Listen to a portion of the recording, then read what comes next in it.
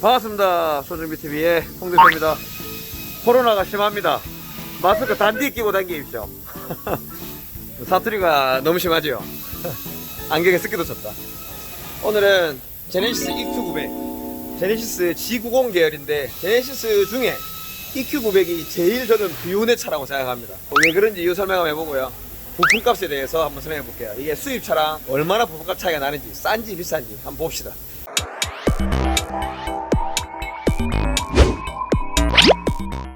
시작합니다. EQ900인데요. 이 EQ900은요, 제네시스 G90 나오기 전에 바로 전 모델입니다. G90 나올 때 참 핫 이슈였는데요. 이 EQ900. 그 전에 에쿠스 디자인이 E 라이트 디자인까지였습니다. 에쿠스의 상징이었죠. 이까지 EQ900까지는 가다가 G90으로 넘어오면서 두 줄로 바뀌었었죠. 근데 중요한 건 EQ900에서 G90 넘어갈 때 시간이 얼마 안 걸렸어요. 에쿠스에서 EQ900이 잠시 한 1, 2년 나왔다가 바로 G90이 넘어왔어요. 그러니까 EQ900은 에쿠스도 아닌 것이 G90도 아닌 것이 애매하죠.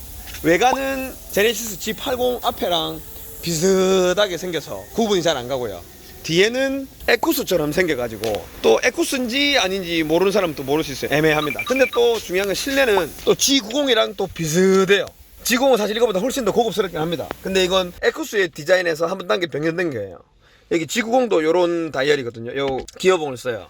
그러니까 실내는 G90 조금 이제 시작 느낌, 실외는 제네시스 G80 앞모습을 닮았고 뒷모습은 에쿠스고 좀 애매한 차량이죠. 차 엄청 좋습니다. 이 차 제네시스 계열은 특히 이제 G90 계열 정도 되고 에쿠스 계열 되면 실내가 되게 넓고요. 차가 정말 묵직합니다. 근데 사실 시세는 높은데 이 차는 쏘는 차는 아니지만 뭐 BMW 7 시리즈나 뭐 벤츠 S에 비해서는 조금 뭐 중압감은 부족하죠.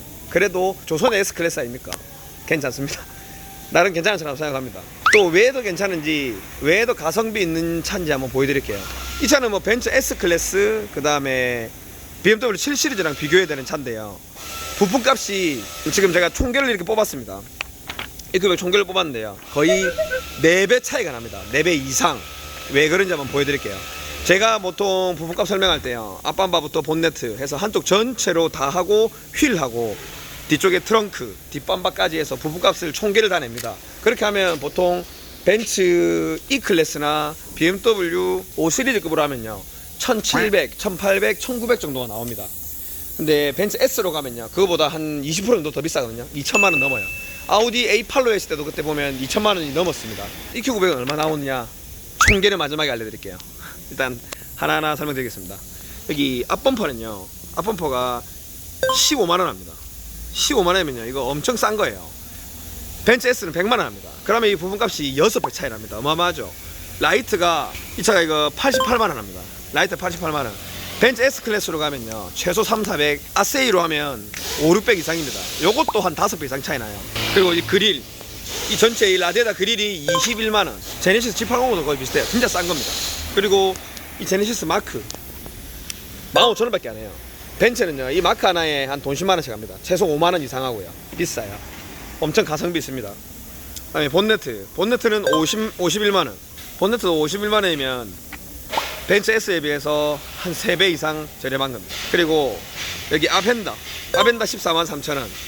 진짜 싸요. G90은 제가 좀 바뀌었는지 안 해봤는데 EQ900은 물건값이 지금 현재 나오는 G80하고 거의 비슷하거나 이게 비슷한 것 같아요. 제 차랑 G80이랑 EQ900이랑 거의 비슷한 것 같아요. G90은 제가 한번 들어오면 나중에 부품값 한번 설명해 볼 텐데요. 지금 EQ900은 부품값이 조금 저렴한 편입니다. 이게 앞도어는요 42만원이고요 뒷도어는 40만원 정도 됩니다. 2만원 차이 나네요. 그 다음에 뒤휀다, 항상 얘기는 이 뒤휀다는 자르고 붙이고 하는 부품입니다. 이 부품은 한 57만 3천원 정도 됩니다. 그 다음에 이 사이드 스텝 몰딩이라고 하는데, 사이드 스텝 몰딩입니다. 탈거 가능한 거고요. 교환하더라도 사고차 되지 않고 그냥 몰딩입니다. 이 몰딩이 93,000원. 수입차에 비해서 5분의 1 저렴합니다. 그 다음에 휠이 이거는 되게 저렴한 휠이거든요. 낮은 등급의 휠이에요. 그래서 뭐 20만원 가까이, 20만원 조금 안 합니다. 수입차는 S클래스는 100만원, 200만원, 300만원 휠도 있어요. 되게 싼 편입니다. 여기 뒷범버도 15만원. 되게 쌉니다. 6분의 1 이상 저렴합니다. S나 BMW 7 시리즈에 비해서. 그 다음에 대로등은 조금 비싸네요. 32만 5천원. LED가 많이 들어가서 그런 것 같아요. 요새 램프가 되게 비쌉니다. 항상 사람들 박더라도 램프는 피해서 박아주십시오. 램프 박으면 비쌉니다. 램프 값이. 그리고 이 트렁크가 40만원입니다 싸죠. 그래서 트렁크부터 등, 뒷범바, 뒤엔다부터 해서 한쪽 전체, 그리고 이 사이드미러가 30만 원이에요. 사이드 30만 원이면 벤츠 S나 동급으로 치면 거의 200만 원 합니다. 6분의 1 이상 저렴하죠. 이거 앞범바부터 헤드램프 하나 놓고 한쪽 전체로 다 넣는 부품값 기준이요, 한 50만 원밖에 안 됩니다. 거의 이제 G80하고 거의 비슷하고 동급에 비해서 4분의 1 이상 저렴합니다. 벤츠 S급으로 넘어가면 무조건 2천만 원 이상 나옵니다. 2,500 이상 나올 수도 있어요. 그래서 요새 조금 가성비 찾고, 옛날에는 뭐 벤츠, BMW 7 시리즈 많이 찾았는데 제네시스 타시는 분들이 서비스 센터도 많고 서비스가 좀 많이 좋아졌기 때문에 현대가 제네시스가, 그래서 제네시스를 고급 브랜드를 이용하시는 게 아닌가 생각됩니다. 되게 가성비 있는 차고요. 이 차는 흰색 펄인데요, 정말 이쁩니다. 저는 흰색 차 성애자인데요, 이쁘다고 생각됩니다. 비운의 차 EQ900 많이 타주세요. 많이 지금 감가가 많이 됐습니다. 이 차는 K카에 올라올 차량입니다. 차 제가 운행해 봤는데요, 차 정말 잘 나가고 깨끗합니다. 꼭 이 차 사세요. 지금 감가가 제일 많이 된 차가 EQ900입니다. 감가 많이 되는 EQ900. 안타깝지만 비운의 차, 나는 그래도 너를 좋아한다. 감사합니다. 시작. 홍일보의 에코타임. 오늘은 직접 봉 대표님이 부동산 얘기를 할 겁니다. 네, 부동산 얘기를 할 겁니다.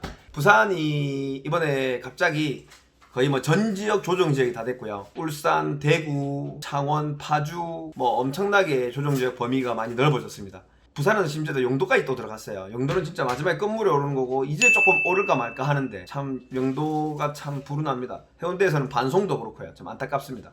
거기도 뭐 안 오르는 게 좋을 수도 있겠지만 또 남들 오르는데 너무 안 오르면 그것도 뭐 상대적 박탈감이 있을 수도 있고 또 밸런스가 깨지는 걸 수도 있고, 안 좋은 지역은 계속 안 좋은 지역이 되는 거예요. 이렇게 안타깝게 생각합니다. 이 조정 지역 되는 게요, 뭐 투기 지역, 투기 과열 지역 이런 게 지금이 처음이 아닙니다. 역사를 되돌아보면 노무현 정부 때도 이렇게 조정 지역, 투기 지역 이거보다 더 광범위하게 더 세게 세금도 더 세게 한 적이 있었습니다. 이때 역사를 되돌아보면 어떻게 됐느냐, 사람들은 조정 지역이 되면 잠시 이거 대출도만 안 나오고 이거 큰일 나는 거 아닌가 하면서 잠시 주춤했겠죠. 옛날에 노무현 정부 때도 그런 적이 있었습니다. 근데 지금 그 역사적 그래프를 보면요, 정말 잠시 쉬어갔다가 바로 오르지 이게 하락한 적이 거의 없습니다. 정책 가지고는 사실 이 집값을 잡을 수가 없어요.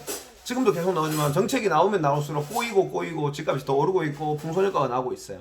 지금은 풍선 효과를 선제적으로 잡는다고 해서 오르지도 않는 곳까지 다 미리 잡아놓은 건데요, 이게 예전에 노무현 정부가 했던 거랑 똑같습니다. 결국에는 제가 여기서 드리고 싶은 얘기는 뭐냐, 사실 상승으로 가닥을 잡을지 하락으로 가닥을 잡을지는 보시는 시청자분들의 몫입니다. 근데 역사적으로 말해봤을 때는 떨어진 적이 없었습니다. 보통 제가 안타까운 게 주위에 집 구매하려고 하시는 분들이 보통 이제 고점에서 좀 최근에만 몇 개월 전까지 막 집을 사야 되나 고민 많이 해요. 다 부동산 얘기하고 있고 다 부동산 돈 버니까.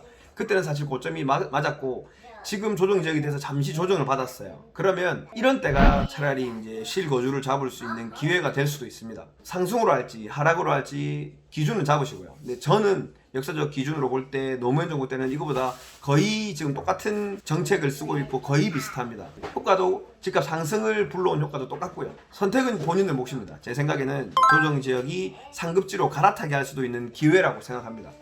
위기가 기회인 것처럼 잠시 몇 개월은 주춤할 건데요, 그러면 영도나 사하구, 뭐 사상구 이때까지 여태껏 부산에서는 안 좋았던 곳들은 조정을 좀 더 많이 받을 거고요. 다 같이 조정 지역이 되면 그 중에 좋은 곳, 해운대, 수영구, 동래구, 뭐 서울로 치면 강남, 지금 또 이제 다 같이 서울이 다시 좋다는 얘기가 나왔어요. 왜냐면 조건이 똑같거든요. 전국이 다 조정 지역이 돼버리면 다시 제일 좋은 곳으로 가는 거예요. 어렵게 얘기 안 했습니다. 조정 지역은 위기이지만 기회가 될 수도 있습니다. 감사합니다.